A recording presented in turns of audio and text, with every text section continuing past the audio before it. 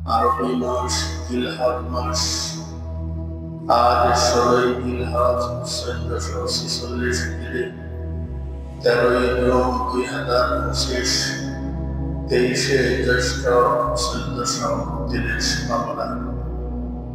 মোবারক দিন, মোবারক মুহূর্ত, জুমার দিন, জুমার রক্ত আল্লাহ তাআলা আমাদেরকে দুনিয়ার সকল ব্যস্ততা থেকে মুক্ত করে আল্লাহ পাকের গোলামের জন্য জুমার নামাজ আদায় করার জন্য কবুল করেছেন। শুকর আদায় করি আমারও আলহামদুলিল্লাহ। আজ আমি আপনাদের সামনে সূরা আল-কাহফের শেষ আয়াত 110 নম্বর আয়াত তেলাওয়াত করেছি। মুসলিম শরীফের ছোট্ট একখানা হাদিস তেলাওয়াত করেছি।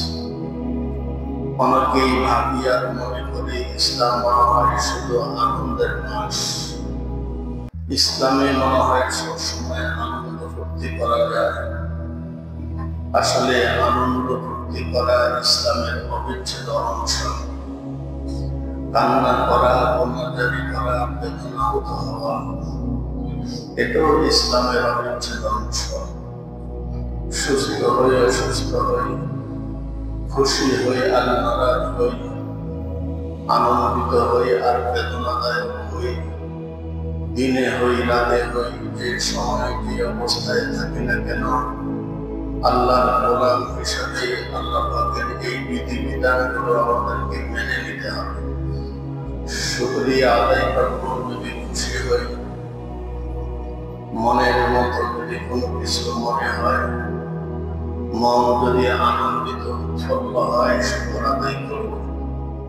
আর যদি এমন কোনো ঘটনা ঘটে বা পরিস্থিতির শিকার হই, মন চায় না অসুস্থ হইতে, অসুস্থ হলাম, মন চায় না মুসিবত করতে, তারপরেও মুসিবত করে গেলাম, দুর্ঘটনার শিকার হলাম। আল্লাহ তাআলা এই হুকুমগুলোর কারণে নিজেকে সবর করা শিখাইতে হবে, ধৈর্য ধারণ করতে হবে। আল্লাহ পাকের নাশকর করা যাবে না, ধৈর্য হারা হওয়া যাবে না, একথা খেয়াল রাখা চাই।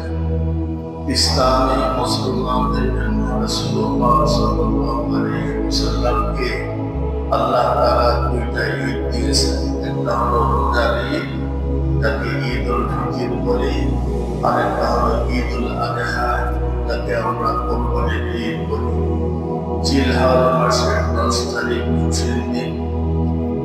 এভাবে শাওয়ালের প্রথম তারিখ আমাদের জন্য খুশির দিন।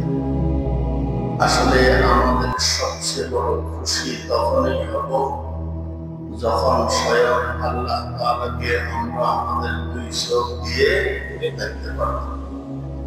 এই জন্য আল্লাহর গান দিদার খোদা জলওয়ে আমদ কি নজর में, दीदार खुदा जलওয়ে আমদ কি নজর में, क्या ईद का दिन आसाए महशर हमारा। আল্লাহ পাকের দিদার, আল্লাহ পাকের সাক্ষাৎ, সচক্ষে আল্লাহ পাককে যেদিন দেখব, ওই দিন হবে মুমিন মুসলমানদের সবচেয়ে বড় খুশির দিন। আল্লাহ তাআলা এই নিয়ামত আমাদের সকলকে দান করুন। আসলে দুনিয়াতে থাকা অবস্থায় এই সর্বসুখ দিয়ে আল্লাহ পাককে দেখা যাবে না, এটা আল্লাহ তাআলা কোরআনুল কারীমের মধ্যে ঘোষণা দিয়েছেন। হযরত মূসা আলাইহিস সালাতু ওয়াস সালাম আল্লাহ পাকের সাথে কথা বলতে বলতে এমন একটা সম্পর্ক তৈরি হলো, এখন দিন রাত খালি প্রার্থনা করে, রব্বুল আলামিন কথাই তো বলে আপনাকে তো দেখলাম না, আমাকে আপনি দেখেন কিন্তু আমি তো আপনাকে দেখি না।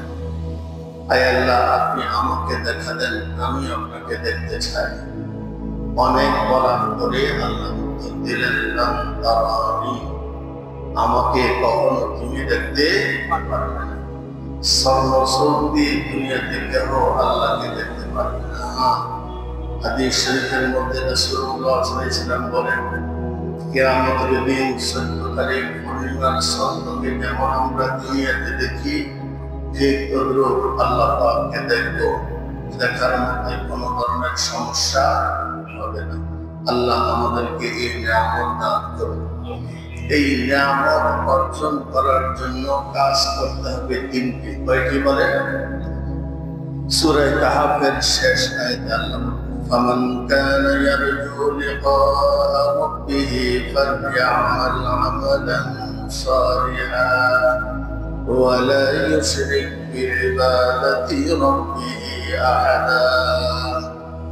যারা কিয়ামতের দিন আল্লাহ পাকের সাক্ষাৎ লাভ করতে চায়, দিদার অর্জন করতে চায়, আল্লাহ তাদেরকে দেখো, তারাও সরাসরি আল্লাহ পাককে দেখো। এই নিয়ামতে যারা খুশি হতে চায়, এদের প্রথম কাজ হলো ঈমান আনতে হবে। কি আনতে হবে? দুই নম্বর কাজ হলো ফালইআমাল আমালান সালিহান, আমলে সালেহ, নেক কাজ করতে হবে, ভালো কাজ করতে হবে। নেক কাজ, ভালো কাজ, ওই কাজকে নেক কাজ বলা হয় যে কাজের মধ্যে আল্লাহর হুকুম থাকে, রাসূলের তরিকা থাকে, একে বলা হয় আমলে সালেহ। আমার আপনার কাছে যেটা ভালো মনে হয় এটা মূলত ভালো নয়, আল্লাহর কাছে যেটা ভালো মনে হবে সেটাই আমাদের কাছে ভালো। হঠাৎ করে চিকন মানুষ শরীর ফুলে গেছে, খুশি, আসলে কি খুশির আলামত না মুসিবতের আলামত? হয় তার হার্টের সমস্যা, না হয় হৃৎপিণ্ডের সমস্যা, না হয় ওষুধে তাকে রিয়েকশন করেছে, যে কোনো একটা। হঠাৎ করে শরীর ভুলে যাওয়া, স্বাস্থ্যবান হওয়া, এটা সুস্বাস্থ্যের লক্ষণ নয়, দুর্ঘটনার একটা আলামত। এই জন্য আমাদের দৃষ্টিতে যে কোনো জিনিস ভালো মনে হলেও ইসলামের দৃষ্টিতে এই ধরনের জিনিস ভালো নাও হতে পারে। আল্লাহ যেটাকে ভালো বলেছেন, রাসূল যেটা যেভাবে করার জন্য ভালো মনে করেছেন, সেটাই মুমিন মুসলমানদের কাছে আমলে সালেহ, নেক কাজ, ভালো কাজ বলে গণিত হয়। এক নম্বরে হলো ঈমান আনা, দুই নম্বরে হলো নেক আমল করা, তিন নম্বর ওয়ালা ইউশরিক বিইবাদাতি রাব্বিহি আহাদা। আল্লাহর ইবাদতে, আল্লাহর গোলামির মধ্যে কাউকে শরীক করা যাবে না। ইবাদত এটা আরবি শব্দ, মানে গোলামি করা, দাসত্ব করা, পূজা করা। যে কোনো মানুষ যে কোনো মানুষের গোলামি করলেই এটাকে ইবাদত বলে না। মূলত আল্লাহর গোলামি করা, দাসত্ব করাকেই ইসলামের পরিভাষায় ইবাদত বলা হয়। আল্লাহর ইবাদতে এখন ইবাদত কতক্ষণ, কয়দিন করব? শুধু দুই ঈদের 2 দিন। 5 ওয়াক্ত নামাজের দরকার নাই, রোজার দরকার নাই, জিকির আজকারের প্রয়োজন নাই। 2 ঈদের 2 দিন নতুন জামা কাপড় পরলাম, দান সদকা করলাম, কোরবানি দিলাম, মসজিদের সামনের কাতারে এসে বসলাম।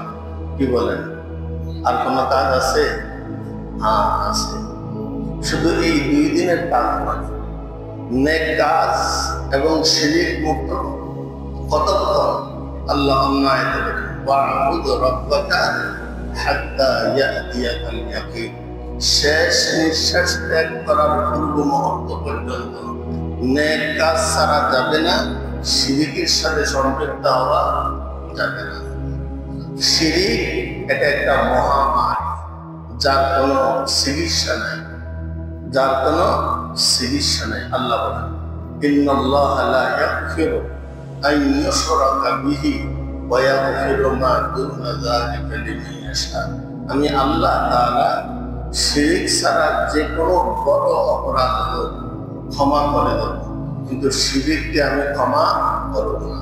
কোনো মানুষ যদি তওবা ছাড়া শিরক করা অবস্থায় মারা যায়, সে আখিরাতে নাজাত হবে না। হ্যাঁ, তওবা করে যদি মারা যায়, শিরক হলেও তওবার দ্বারা আল্লাহ তা কবুল করবেন। বাকি শিরক এটা গুনাহ, এটা অবৈধ কাজ, এটা গুনাহের মধ্যে সর্বশ্রেষ্ঠ অবৈধ কাজ। এটা যারা বিশ্বাস করে এরা শিরক করতে পারে না। আল্লাহ বলেন ইন্নাশ শিরকা লাযুলমুন আযীম।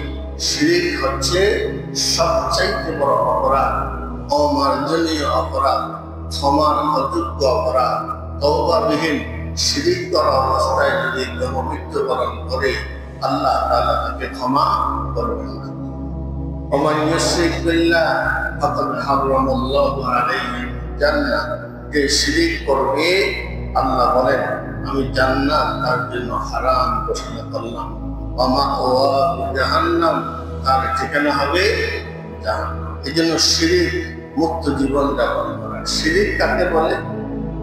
শিরিক হচ্ছে আল্লাহ পাকের সাথে কাউকে অংশীদার স্থাপন করা। শিরিকের বিপরীত হচ্ছে তাওহীদ। শিরিকের বিপরীত তাওহীদ। তাওহীদ বুঝলেই শিরিক বোঝা সহজ হবে। তাওহীদ এটা আরবি শব্দ। তাওহীদের বাংলা অর্থ হচ্ছে এক করা, এক বানানো, একত্রিত করা, একত্ববাদের ঘোষণা দেওয়া কিংবা একত্ববাদে বিশ্বাসী হওয়া। একত্ববাদে বিশ্বাসী হওয়া। ইসলামের পরিভাষায় তাওহীদ বলা হয় আল্লাহ পাকের উপরে বিশ্বাস স্থাপন করে শুধুমাত্র কেবলমাত্র আল্লাহর হুকুমকে মত পর্যন্ত পালন করা, একনিষ্ঠ নিয়োগকারী হওয়া। এরকম যদি নিয়োগ করে, কাজ করে, একে একত্ববাদে বিশ্বাসী করে। শুধু একত্ববাদে বিশ্বাসী হলে হবে না। কোরআনুল কারীমের মধ্যে তাওহীদ সংক্রান্ত যতগুলো আয়াত, যতগুলো শব্দ আল্লাহ তাআলা এনেছেন, এই তাওহীদ শব্দটাকে আইয়ামে জাহেলিয়াতের যুগে খুব খেয়াল করে কথা বলবেন। ঘুমাইয়া শুনলে বুঝবেন না, অন্য মনস্ক হলে বুঝবেন না। খুব খেয়াল করে এই মোনাজাত দর্শকে মোনাজাত বন্ধ করতে হবে। এই যে মোনাজাত এদিকে দেখেন, খুব খেয়াল করে। আরেকদিন আবার নামাজের নিয়ত কি বয়ান করবো আর কি বয়ান শুনবো। ইসলাম কি এটাই বুঝে নেই, আমল করে কোরআনুল কারীমের কথা বললে শোনা ওয়াজিব। বলেন শোনা কি? মসজিদের দুই রাকাত নামাজ পড়া কি ওয়াজিব না নফল? দুখলিল মসজিদ বয়ান না চললে পড়বেন, কোনো কাম না থাকলে পড়বেন, কোনো সমস্যা নেই। কিন্তু বয়ান চললে ওয়াজিব শোনা। 2 রাকাত নামাজ পড়া কি আমি কি নিষেধ করলাম না? পড়বেন, পড়বেন যদি বয়ান না চলে। নামাজ যদি দাঁড়ায় না যায়, জামাতের সাথে নামাজ পড়া সুন্নতে মুআক্কাদা। কোন ইমাম ওয়াজিব বলেছেন। মসজিদে দুইটা দেখলেন নামাজে দাঁড়ায় গেছে, দুখলিল মসজিদ পড়বেন না, জামাতে অংশগ্রহণ করবেন। কেন? কারণ 2 রাকাত পড়া নফল, জামাতে অংশগ্রহণ করা সুন্নতে মুআক্কাদা। এর চেয়ে বড় হলো ওয়াজিব। আল্লাহ বলেন ওয়া ইযা কুরিআল কুরআন, যখন তোমাদের সামনে কোরআন তেলাওয়াত করা হয়, ফাসতামিউ লাহু ওয়া আনসিতু, মনোযোগ দিয়ে শোনো, নীরব ভাবে শোনো, নীরব ভাবে শোনো। কোনো কথাবার্তা কাজকর্ম করা লাআল্লাকুম তুরহামুন, তাহলে তোমরা রহমত প্রাপ্ত হতে পারবে। আয়াত, কোরআনের আয়াত হোক, কোরআনের ব্যাখ্যা বিশ্লেষণ হোক। আর জুমার দিনের ব্যাপারে ইমামের আল্লাহ তাআলা একটা আলাদা সম্মান দিয়েছেন। আমার কথা বলছি না, যে মিম্বরে পড়বে। রাসূল বলেন ইজা সাইদাল ইমামু আলাল মিম্বার, ইমাম যখন মিম্বরে দাঁড়িয়ে যাবে, বসে যাবে, ফালা কালাম ওয়ালা সালাত, ফালা সালাত ওয়ালা কালাম, কোনো ধরনের নামাজ, কোনো ধরনের কথাবার্তা বলা যাবে না। এই সম্মান কে দিচ্ছেন? আল্লাহ পাক দিচ্ছেন। বলেন কে দিচ্ছেন? সুতরাং রাসূলের এই হাদিস মানা, খতিবকে সম্মান করা মানে রাসূলকে মানা। তাকে মানা বলেন, রাসূলকে মানলেন না, বলতে কি হবে? আগে ঈমান ঠিক করেন, আকীদা ঠিক করেন। আজ থেকে যারা দুখলিল মসজিদ যারা বসেন, আমাদের কোরআনের সাথে কথা বলেন, হয়তো বুঝে বেশ কম করতে পারে, জানায় বেশ কম হতে পারে।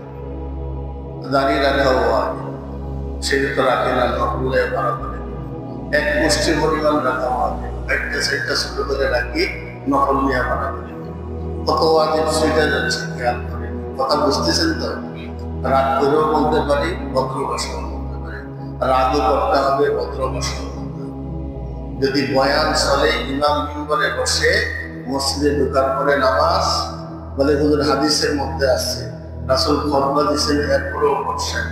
একটা সময় ছিল নামাজে অভ্যাস করার জন্য রাসূল বলছেন, অতঃপর রাসূল বলছেন ইদা সাইদাল ইমাম আলাল মিম্বার আলা সালাত ওয়ালা কালাম। এটা সর্বশেষ বিধান ইসলাম, এটা সর্বশেষ ইসলামের প্রথম শুরুতে নামাজের মধ্যে সামনে পিছনে তাকাইতেন, সালাম দিলে সালামের উত্তর দিতেন, হাসি দিলে আলহামদুলিল্লাহ বলতেন। এটাও হাদিসের মধ্যে আসে। আমরা কি আমল করি? কেন করি না? কোরআনের আয়াত যখন নাযিল হলো, ওয়াকুমু লিল্লাহি কানিতিন, তোমরা একনিষ্ঠভাবে এক মন এক তনে নামাজ পড়ো। কার? এক মনে এক জ্ঞান ও খেয়ালে তার নামাজ পড়ো।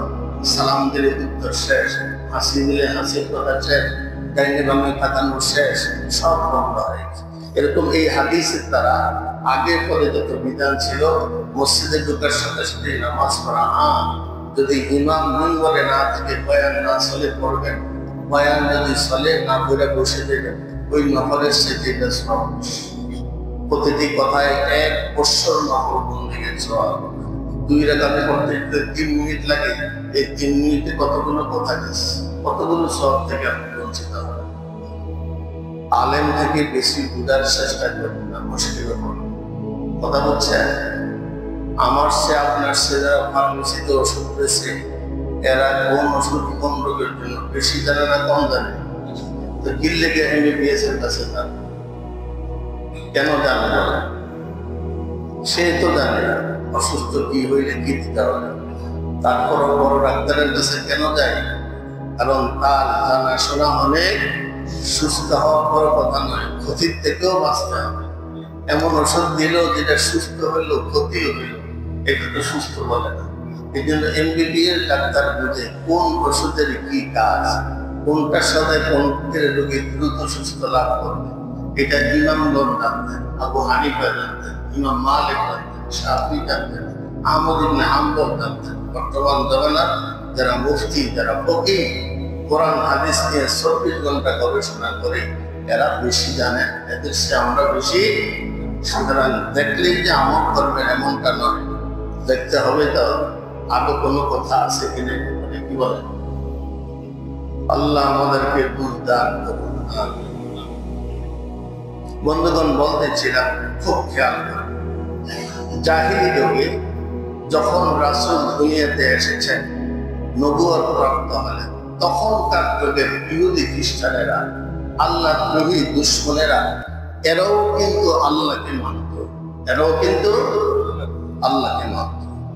এরা প্রথমত আল্লাহকে তাওহীদ স্বীকার করত, আল্লাহ প্রতিপালক হিসাবে, রব হিসাবে, আল্লাহ স্রষ্টা, আল্লাহ আমাদের প্রতিপালক, এর মধ্যে কোনো সন্দেহ নেই, এরা বিশ্বাস করে।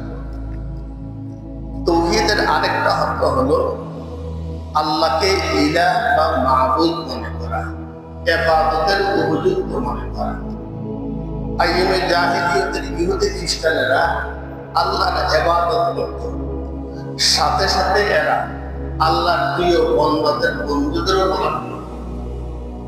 নবীর গোলামি করতেন, ওলিদের গোলামি করতেন, বিশেষ স্থানের পূজা করত, বিশেষ গাছগাছালির পূজা করত, বিশেষ পাথরের পূজা করত, বিশেষ দেবদেবীদের পূজা করত। হিন্দুরা যে পূজা করে দেবদেবী, এক একটা দেবদেবী, কোনো কোনো দেবদেবীকে আল্লাহর ফেরেশতা মনে করে, কোনো কোনো দেবদেবীকে আল্লাহর সন্তান মনে করে, আল্লাহর ফেরেশতা মনে করে, আল্লাহর প্রিয় বান্দা বন্ধু মনে করে ইবাদত করে। কার কথা করে? ইবাদত করে কার?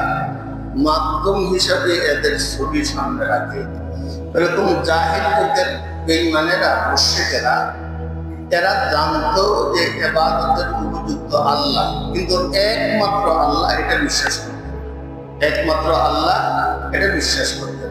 বিশ্বাস করতেন ইবাদতের উপযুক্ত কে? যেমন আমরা বিশ্বাস করি আল্লাহ আমাদের স্রষ্টা, আল্লাহ আমাদের খালেক, আল্লাহ আমাদের মালিক। মৌতের মালিক কে? হায়াতের মালিক কে? সুস্থতার মালিক কে? অসুস্থতার মালিক কে? ভালো মন্দের মালিক কে? মুশকিল দূর করনেওয়ালা কে? আল্লাহ। বিশ্বাস করে। কিন্তু বিবাহ শাদী আসলে না, সবকিছু কোরআন হাদিস মতো চললে কি আর এই যুগে চলা যায়?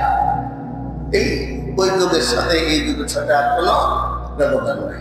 এরা যেমন একমাত্র ইবাদতের উপযুক্ত আল্লাহ বিশ্বাস করতেন না, করতেন ইবাদতের উপযুক্ত আল্লাহ, কিন্তু একমাত্র আল্লাহ এটা তারা বিশ্বাস করতেন না। বিশ্বাস করতেন ইবাদতের উপযুক্ত কে?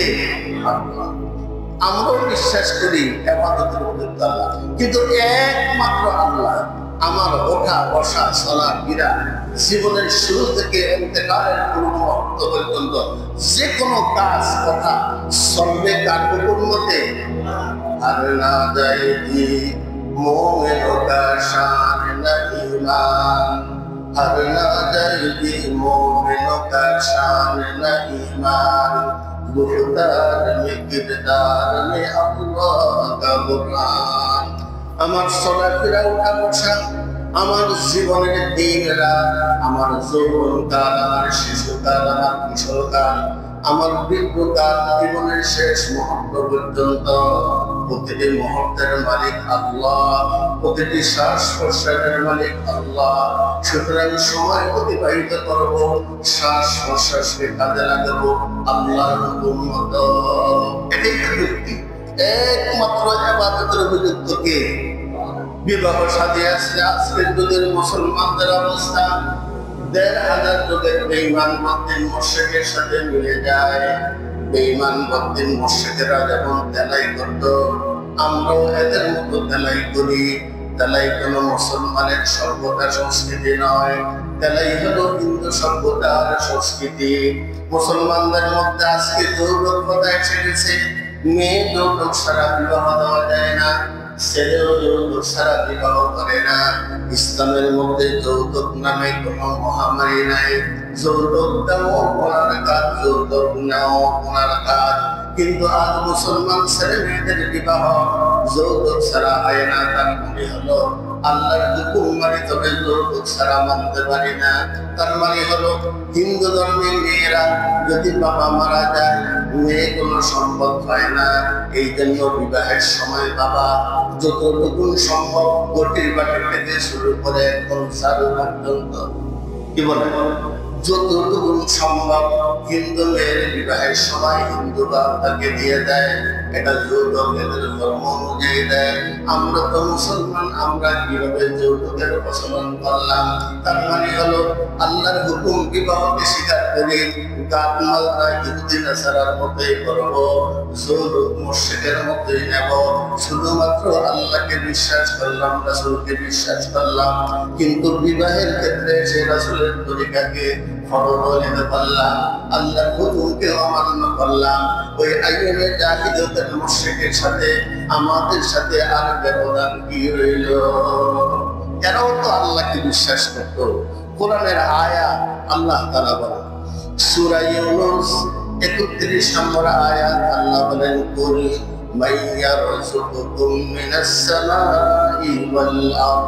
নবী হে, আপনি তাদেরকে জিজ্ঞাসা করেন আকাশ থেকে জমিন থেকে রিজিকের ব্যবস্থা কে করে? আমরা বললাম কে? এদেরকে আল্লাহ রাসূল প্রশ্ন করেছিলেন কে? আম্মান ইয়ামলিকুস সামআ ওয়াল আবসার। কে আমাদের শ্রবণ শক্তি দিলেন? কে আমাদেরকে দৃষ্টি শক্তি দিলেন? ওমান ইয়াখরুজুল হাইয়্যা মিনাল মাইয়িত ওয়া ইউখরিজুল মাইয়িতা মিনাল হাইয়্য। নবী, আপনি তাদেরকে জিজ্ঞাসা করেন মৃত জিনিস থেকে জীবনকে দান করে, জীবিত ব্যক্তির মধ্যে কে মৃতকে দান করে? এই বিশ্ব পৃথিবীর পরিচালনা কে করে? তখন এরা বলতো মক্কার কাফেররা বলল, এটা তো আল্লাহ পাকের কাজ। তিনি আমাদের স্রষ্টা, তিনি আমাদের রাজ্জাক, তিনি আমাদের চোখের মালিক, তিনি আমাদের কানের মালিক।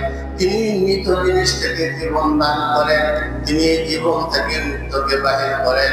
গোটা পৃথিবীর স্রষ্টা একমাত্র আল্লাহ। দেখেন নাকি তারা পাখিটি কেমন মেরে ধরো ডানা, উড়িয়া বেড়ায় শূন্যের পরে, নাহি তার কোনো মানা।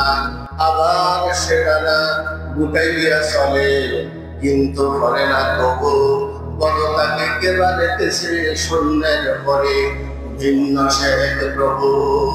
কবি নজরুল লিখে গেছেন, দেখে নাকি তারা পাখিটি কেমন মেরে দিল ডানা, উড়িয়া বেড়ায় শূন্যের পরে, নাহি তার কোনো মানা। দেখবেন বাস পাখিগুলো দুই ডানাকে আকাশের মধ্যে প্লেনের মতো ছড়াইয়া দেয়, প্লেনের মতো চলতে থাকে। চলতে চলতে হঠাৎ ডানাগুলোকে শরীরের সাথে ফুটাইয়া রকেটের মতো ছুটতে থাকে। ডানা মেলার অবস্থায় না আমি বুঝলাম ডানার কারণে আকাশের মধ্যে ঝুলেছিল। ডানাগুলো যখন শরীরের সাথে মিশাইয়া রকেটের মতো চলতে থাকে, তখন তাকে কে চালায়? বলেন না কে? ভিন্ন সে এক প্রভু। আল্লাহু খালিকু কুল্লি শাইইন ওয়া হুয়া আলা কুল্লি শাইইন কাদির। একমাত্র আল্লাহ ডানা মেলা অবস্থায়ও আকাশে উড্ডীন করেন পাখিকে কে? আবার ডানা শরীরের সাথে মিশাইবার সময়ও আকাশে উড্ডীন করে রাখে কে? আল্লাহ বলেন, তারা কি দেখে না? আরবের মুশরিকদেরকে প্রশ্ন করলো, রাসূল বলো, হে জমিন থেকে আকাশ থেকে রিজিক কে দেয়? এই চোখের মালিক, কানের মালিক কে? মৃত থেকে জীবনকে কিভাবে বের করে, জীবন থেকে মৃতকে কিভাবে বের করে? এই বিশ্বজাহানের প্রতিপালক পরিচালনাকারীকে? তখন তারা বলে, সমস্যায় তারা উত্তর দিল, এগুলোর একমাত্র আল্লাহ। অতঃপর আল্লাহ তাআলা নবীকে বলেন, আপনি এদেরকে বলেন, তাহলে কেন তোমরা আল্লাহকে ভয় করো না? সবকিছুর মালিক তো আল্লাহ, তাহলে সর্বক্ষেত্রে ভয় করো কাকে? কথা বলেন না, কাকে? আল্লাহকে ভয় করো, আল্লাহকে ভয় করো। কিন্তু এরা কি সব ক্ষেত্রে আল্লাহকে ভয় করতো? এরা বলে যে আমরা তো আসলে মূলত ইবাদত করি কার? আল্লাহ। বলেন না কার? এরা বলে আল্লাহর ইবাদত করি। তবে তোমরা যেগুলো দেখো আমরা বন্দেগী করি, আসলে মূলত এদের বন্দেগী করি না। এরা হচ্ছে আল্লাহর সন্তুষ্টি বা আল্লাহর গোলামীর মাধ্যম। আল্লাহর সন্তুষ্টি বা আল্লাহর গোলামীর মাধ্যম। দেখেন সূরা মুমিনুনের মধ্যে আল্লাহ বলেন, কুল লিমানিল আরদু ওয়া মান ফিহা ইন কুনতুম তা'লামুন। আল্লাহ তাআলা বলেন, বলো হে মক্কার কাফেরেরা, এই জমিনের মালিককে এবং এই জমিনের মধ্যে আমরা যা কিছু দেখি বা যা কিছু দেখি না, এই সব কিছুর স্রষ্টাকে তোমরা বলো। হুয়াল্লাযী খালাকা লাকুম মা ফিল আরদি জামিআ ওয়া লিল্লাহি মা ফিস সামাওয়াতি ওয়া মা ফিল আরদ। আকাশ এবং জমিনে যা কিছু দেখি বা না দেখি, সব কিছুর স্রষ্টা আল্লাহ।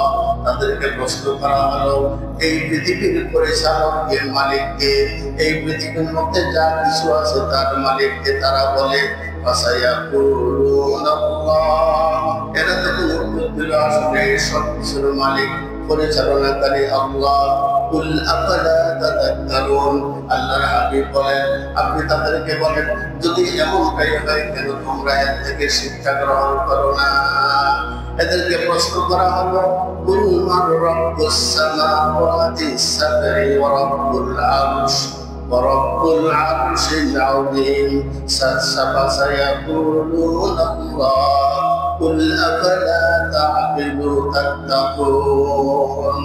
প্রশ্ন করলো আল্লাহর হাবিব, আল্লাহ তাআলা রাসূলকে প্রশ্ন করতে বললেন, মান রাব্বুস সামাওয়াতিস সাব'i, সাত জমিনের মালিককে বলো। ওয়া রাব্বুল আরশিল আযীম, আরশে আযীমের মালিককে বলো। তারা সমস্বরে বলল, ফাসায়াকুলুনা আল্লাহ, এই সব কিছুর মালিক আল্লাহ। তখন আল্লাহ বলেন, আফালা তাত্তাকুন, তাহলে কেন তোমরা আল্লাহর কথা মানো না? কেন তোমরা আল্লাহকে ভয় করো না?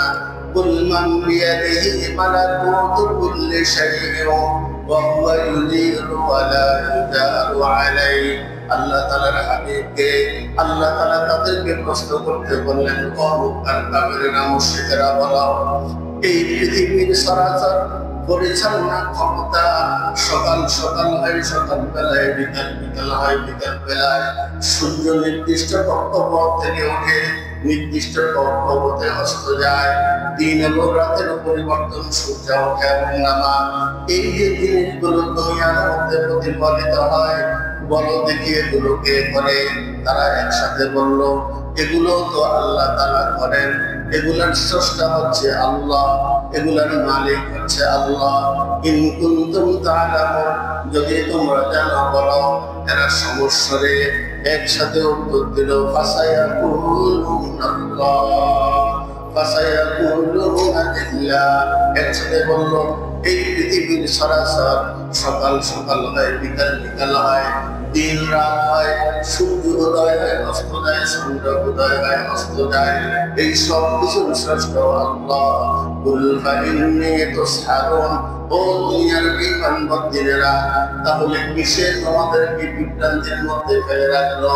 কিছু কিছু জিনিসের মধ্যে তোমরা আল্লাহকে মানো, অথচ সব কিছুর স্রষ্টা হলেন আল্লাহ, সব কিছুর ব্যাপারে কেন তোমরা আল্লাহকে মানো না?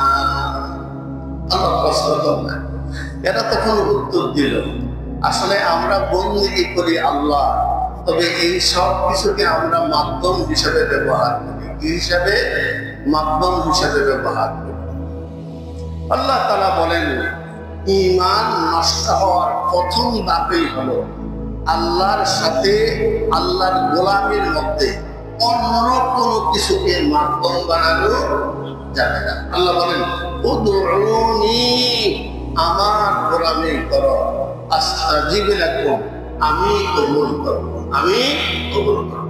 আল্লাহর গোলামির জন্য কোন দেব দেবীকে, কোন গাছকে, কোন সূর্যকে, চন্দ্রকে, লা তাসজুদু লিশ-শামসি ওয়ালা লিল-কামার ওয়াসজুদু লিল্লাহ ইন কুনতুম ইয়্যাহু তা'বুদুন। আল্লাহ তাআলা বলেন, চন্দ্রকে সিজদা করিও না, সূর্যকে সিজদা করিও না, গাছ গাছালিকে সিজদা করিও না, দেব দেবীকে সিজদা করিও না, পাথরকে সিজদা করিও না, লাত উজ্জা মানাত এগুলোর সিজদা করিও না। এগুলোর সিজদা না করে ওয়াসজুদু লিল্লাহ, একমাত্র কেবলমাত্র সিজদা করো কাকে? আল্লাহুম্মা ইয়্যাকা না'বুদু ওয়া লাকা নুসাল্লি ওয়া নাসজুদু ওয়া ইলাইকা নাসআ ওয়া নাহফিদু ওয়া নারজু রাহমাতাকা ইন্না আযাবাকা বিল কুফফারি মুলহিক। আমরা দোয়া কুনুতের মধ্যে প্রতিদিন স্বীকৃতি দেই, আয় আল্লাহ, একমাত্র কেবলমাত্র বন্দেগীর মালিক আল্লাহ। সিজদা আপনার জন্য, রুকু আপনার জন্য, জিকির আজকার আপনার জন্য। এখন তো নতুন মডেল পাইছে, জিকির আল্লাহ না করে আল্লাহ প্রিয় বান্দাদের, আল্লাহ সারা পৃথিবীর আর কারোর নাম জিকির হিসাবে যখন যাবে না।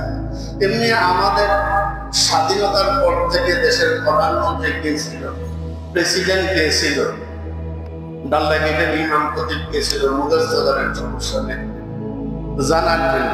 কিন্তু জিকির হিসাবে তসবিহ করা শেখ মুজিব, শেখ মুজিব, জিয়াউর রহমান, জিয়াউর রহমান, কি বলেন, এরকম জিকির করা, শাহ আলী বাবা, শাহ আলী বাবা, কেল্লা বাবা, কেল্লা বাবা, লেংটা বাবা, লেংটা বাবা করে কি করে না?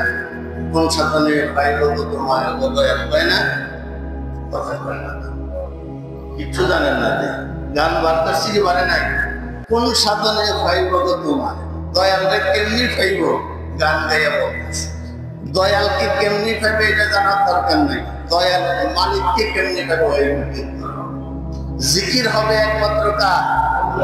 কেউ যদি সর্বক্ষণ মোহাম্মদ মোহাম্মদ মোহাম্মদ জিকির করে, এটা গুনাহ হবে। কি হবে? রাসূলের জিকির করা যাবে না। যে কোনো ইবাদত রাসূলের তরিকায় করতে হবে। কিসের তরিকায় করতে হবে? এটা হচ্ছে বিধান শরীয়তের। জিকির আজকার একমাত্র আল্লাহর জন্য, সিজদা একমাত্র আল্লাহর জন্য, রুকু একমাত্র আল্লাহর জন্য। ইন্না সালাতি ওয়া নুসুকি ওয়া মাহইয়ায়া ওয়া মামাতি লিল্লাহি রাব্বিল আলামিন। যে কোনো বন্দেগী ইবাদত নামের যত কাজ হতে পারে, নামাজ হোক, রুকু হোক, সিজদা হোক, জিকির আজকার হোক, কোরআন তেলাওয়াত হোক, এই সব কিছু হবে আল্লাহর নামে, রাসূলের তরিকায়। কোনো মাখলুকের নামে জিকির হবে না, কোনো প্রিয় বন্ধু ব্যক্তিদের নামে জিকির হবে না। ওয়ালিল্লাহিল আসমাউল হুসনা ফাদউহু বিহা ওয়া যারুল লাযীনা ইউলহিদুনা ফিস সামাই সায়ুজজাউনা মা কানু ইয়ামালুন। আল্লাহ রাব্বুল আলামিন কোরআনুল কারীমের মধ্যে বলেন, ওয়ালিল্লাহিল আসমাউল হুসনা। ও দুনিয়ার আমার গোলামেরা, মুমিন বান্দা বান্দীরা, আমি আল্লাহর 99 অধিক নাম রয়েছে, সাকি নাম আল্লাহ। আল্লাহ আল্লাহ আল্লাহ আল্লাহ আল্লাহ আল্লাহ আল্লাহ আল্লাহ, রহমান রহিম মালিক সত্তার গফফার, এরকম সিফতি নাম 2500-এর ঊর্ধ্বে। আমরা 99টা পর্যন্ত জানি। যে কোনো নামে আল্লাহ পাককে ডাকা যাবে, সমস্যা নাই। তবে ডাকতে হবে কাকে? কাকে? অন্য কাউকে না, অন্য কাউকে না, একমাত্র কাকে? কিন্তু আরবের মুশরিকেরা আল্লাহকেও ডাকতেন, সাথে সাথে আল্লাহর প্রিয় বান্দাদেরকেও। তাহলে একমাত্র একমাত্র আল্লাহ, এটাকে বিশ্বাস করতেন। হ্যাঁ, ইবাদতের উপযুক্ত আল্লাহ বিশ্বাস করতেন, একমাত্র ইবাদতের উপযুক্ত আল্লাহ, এটা বিশ্বাস করতেন। আমাদের কাজকর্মের দ্বারা এমনটা বোঝা যায়। যেমন বিবাহ শাদী আসলে শরীয়তের তাওয়াক্কা করি না, রেওয়াজ রসুম, কে কি করলো, এমপি সাহেব কি করলো, মন্ত্রী কি করলো, প্রেসিডেন্ট কি করলো, ভূঁইয়া সাহেব কি করলো, সবজি সাহেব কি করলো, ওই যে কোটিপতি কি করলো, লাখপতি কি করলো, এগুলো ফলো করি, শরীয়তকে ফলো করি না। তাইলে আমার মধ্যে আর 1500 বছর আগের বেঈমানের মধ্যে কোনো ব্যবধান। ব্যবসা বাণিজ্য করতে গেলাম, এটা কি বৈধ না অবৈধ খেয়াল করি না। সুদের মাধ্যমে ব্যবসা করলাম, ঘোষের মাধ্যমে ব্যবসা করলাম, বৈধ গ্রন্থার চিন্তা ভাবনা করলাম না। তাইলে ব্যবসায়ের ক্ষেত্রে ব্যবসা করতে গিয়ে আমরা আল্লাহকে মানলাম না। ব্যবসা করতে গিয়ে দুনিয়ার নাফা সুন্দর সেগুলাকে আমরা প্রাধান্য দিলাম, মাখলুককে প্রাধান্য দিলাম। এইলে আমি পরিপূর্ণ ইমানদার হওয়ার দাবি করতে পারি না। আমার মধ্যে মুনাফিকের মধ্যে আর কোনো ব্যবধান নাই। আল্লাহ তাআলা কোরআনের মধ্যে বলেন, আফাতুমিনুনা বিবাদিল কিতাবি ওয়া তাকফুরুনা বিবাদ। বান্দা বান্দী আমার কোরআনের কিছু অংশকে মানবে, কিছু অংশকে ছাড়বে। এমনটা যদি করো তাইলে তোমার ভিতরে নেফাক আছে। 1500 বছর আগে বেঈমান বদ্দিন মুশরিকরা যেমন আমাকে পরিপূর্ণভাবে মানত না, তুমিও তো আমাকে পরিপূর্ণভাবে মানলে না। সব ক্ষেত্রে আমাকে মানলে, ব্যবসার মধ্যে মানলে না। সব ক্ষেত্রে আমাকে মানলে, বিবাহ শাদীর মধ্যে মানলে না। সব ক্ষেত্রে আমাকে মানলে, সমাজ পরিচালনা কেন্দ্রে কোনো মানলে না। সব ক্ষেত্রে আমাকে মানলে, রাষ্ট্র কিভাবে পরিচালনা করলে আমার হুকুম মানলে না। তাইলে তোমাদের কাজের মধ্যে আবার বেঈমান বদ্দিনের কাজের মধ্যে কোনো ব্যবধান রইল না। এই জন্য শিরিক বর্জন করা, ইবাদত, সব ক্ষেত্রে ইবাদতকে প্রাধান্য দেওয়া। তাইলে আমি তাওহীদবাদী হতে পারবো ইনশাআল্লাহ। আগামী সপ্তাহে বিষয়ে বাকি আলোচনা চলবে। এই আলোচনাগুলো দরকারি মনে করেন কিনা? কথা কর নাকি রাজনৈতিক আলোচনা?